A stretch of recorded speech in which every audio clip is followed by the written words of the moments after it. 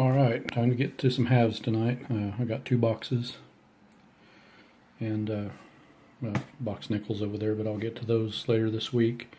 I've already cut these, but I haven't peeked at them yet, so let's just see if we can take a look. That one's got a black stain to it. So I guess it could be silver that's tarnished black, but I'm not sure with the way it looks. I don't really think it is. So I didn't see no enders in that one.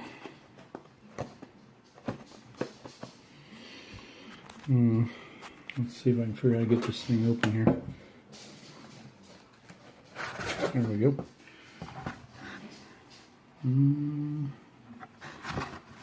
The green one.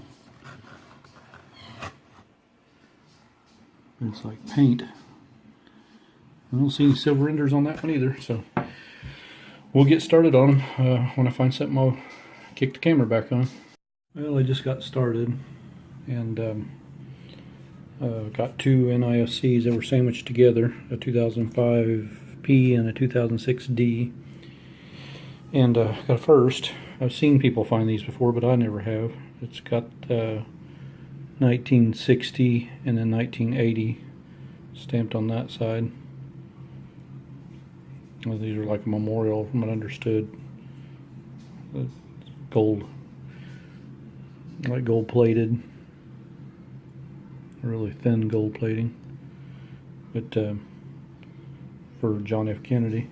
Anyway, I'll hang on to it because it's something that I don't have. So, and other than that, I haven't found any silver. I'll get back to you if I do. Alright, I got that one memorial coin, 6 NIFCs, and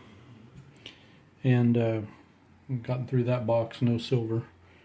Doing a little thing for Aaron. He Tulsa Pull Tab Finder. That's the name of his YouTube channel.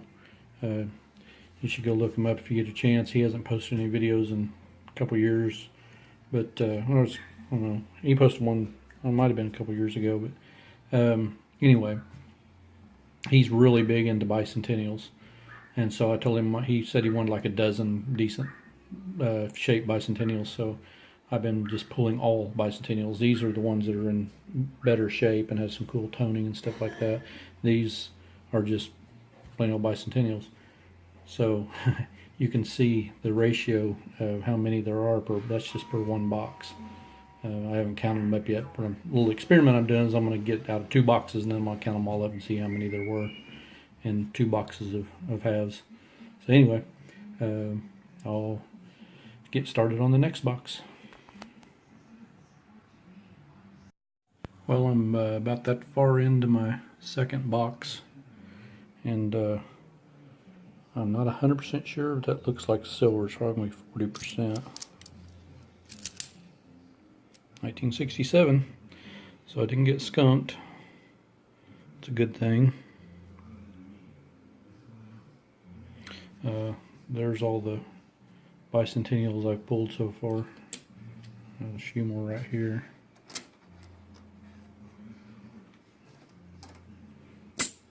And then the NIFCs. So anyway, I'm gonna stick that over there and I'll get back after it. Just pulled the paper off this one.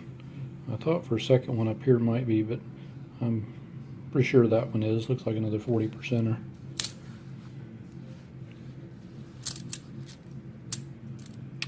Yep, 1968 D.